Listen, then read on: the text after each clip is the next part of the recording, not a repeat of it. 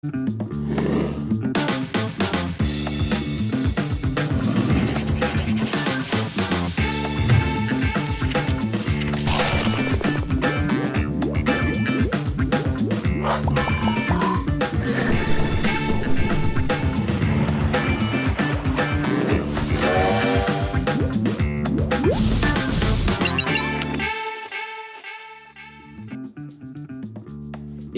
é o professor Edson Botelho, pardo, de cabelos escuros raspados, tem os olhos castanhos e barba.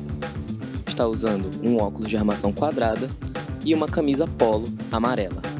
Está em pé, à frente de uma parede verde e ao seu lado esquerdo, a televisão interativa. Olá você, seja bem-vindo ao Pré-Veste UEA Você CIS 3. Eu sou o professor Edson Botelho e vamos trabalhar com você o conteúdo de redação. E hoje, bem especial, né? Porque nós vamos trabalhar a estrutura do texto, que está no edital de vocês. Nós vamos trabalhar o gênero. O que é o gênero? A forma como você apresenta esse texto. E, lógico, a coerência. Coerência é lógica. Quando você manda uma mensagem de WhatsApp para um amigo seu, ele entende o que você escreve? Ótimo, então você é coerente. Isso deve ser levado para a redação também. Aqui você vai considerar hoje, né, um conjunto de aspectos, todos referentes ao texto dissertativo argumentativo. Então, você vai propor ideias conforme a UEA determine na proposta de redação e essas ideias vão ser muito coerentes. Então, vamos às questões? A questão 1 foi organizada pela VUNESP quase que de acordo com o edital de vocês. Então, vamos ver. Considerando-se os aspectos referentes ao gênero e ao tipo de texto proposto e à coerência das ideias, assinale a alternativa errada. O que a VUNESP quer nesse momento? Que você considere os aspectos referentes ao gênero, o gênero textual, que é como você vai apresentar esse texto para o corretor. E o tipo, que você já sabe, é o texto dissertativo. Então, letra A. A fuga completa ao gênero e ao tipo do texto é motivo suficiente para que a redação não seja corrigida em qualquer outro de seus aspectos, recebendo nota 0 total. Letra B. A avaliação do gênero e do tipo do texto observa-se como a tese é sustentada, em termos argumentativos, e como essa argumentação está organizada. Letra C. A macroestrutura do texto dissertativo deve conter apenas o desenvolvimento, parte fundamental da argumentação. É comum, letra D, em textos dissertativos, a exposição de fatos, opiniões, mas é imprescindível que haja um posicionamento por parte do autor da redação, a partir da defesa clara de um ponto de vista. E a letra E, nesse tipo de texto, deve-se prezar pela objetividade. Ora, aqui está evidente a letra C, né? Mas eu quero comentar letra por letra com vocês. Vamos lá. Letra A. A fuga completa do gênero e do tipo de texto é motivo suficiente para a redação não ser corrigida. Lógico, senhores. Se você foge ao gênero, que é o dissertativo argumentativo, e foge ao tipo, que é o texto dissertativo, por que eu vou corrigir a sua redação? Então, eliminada a redação. Letra B. A avaliação do gênero e do tipo do texto observa-se a tese, como a tese é sustentada. O que é a tese? É um ponto de vista, a sua opinião sobre aquele assunto. E ela deve ser sustentada em termos argumentativos. O que é um texto argumentativo? Aquele texto que você tenta me convencer. Vou te dar um exemplo. Você vai passar no vestibular CIS 3? Sim, convença-me. Muito bem. Aí na letra C, a macroestrutura. O que é macroestrutura? É o geral. Eu tenho a macroestrutura e a microestrutura. O que é a macroestrutura? A visão geral do texto. Então, ele deve conter apenas o desenvolvimento.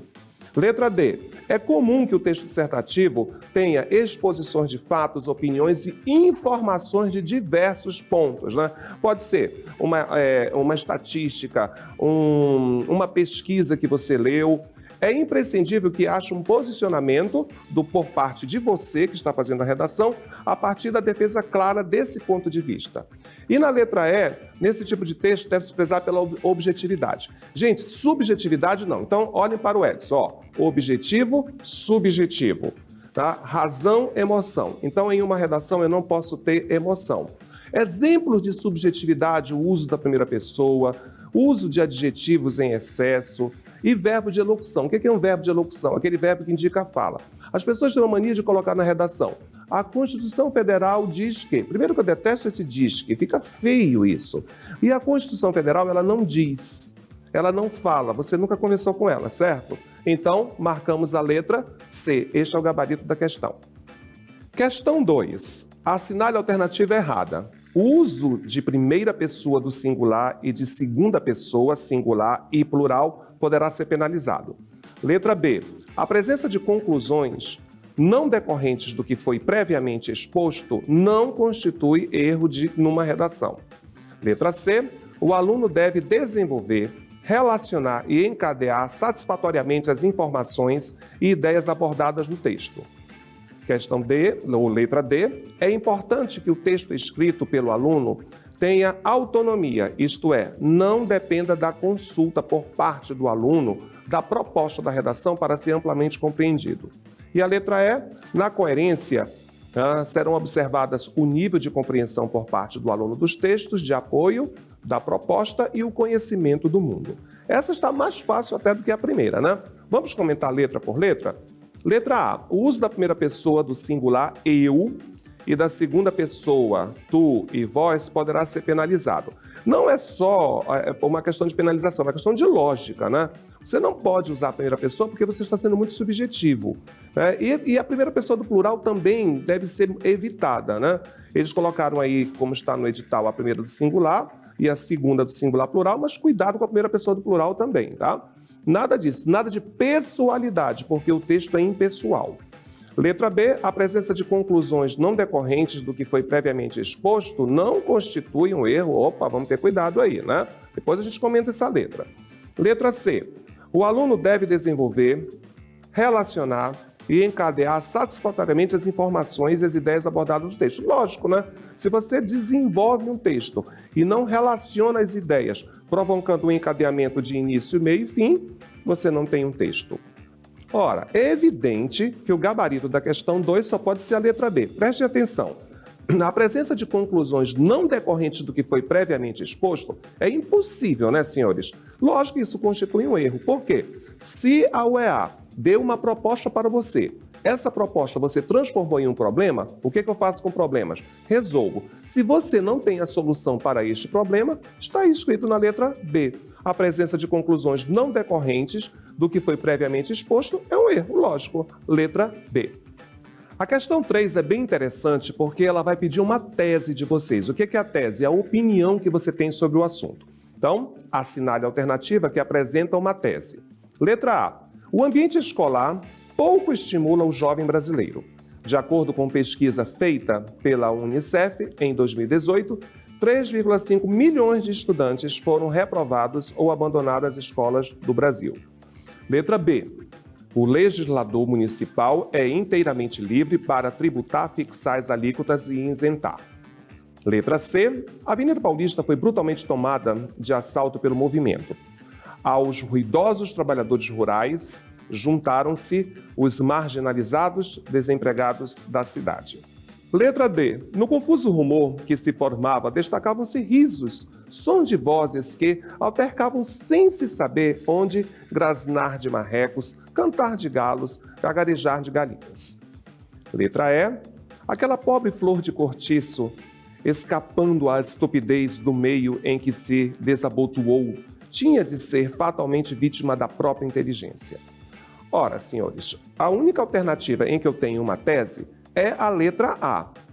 Olha aí, olha a opinião que ele emite. O ambiente escolar pouco estimula o jovem brasileiro. Gente, quem disse isso? Então, isso fica claramente como uma opinião. Aí, essa pessoa pegou a opinião e já embasou com uma pesquisa. De acordo com a pesquisa feita pela Unicef em 2018, 3,5 milhões de estudantes foram reprovados ou abandonaram as escolas do Brasil. Isso mostra a competência que o aluno tem, o conhecimento do mundo, que é justamente o que a UEA pede de você.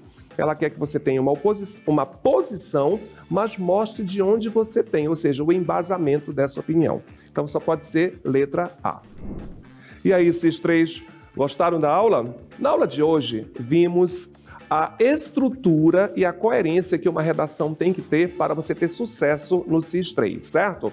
Então, senhores, Fiquem de olho, siga o Preveste UEA em todas as redes sociais e não esqueça, a aprovação é aqui.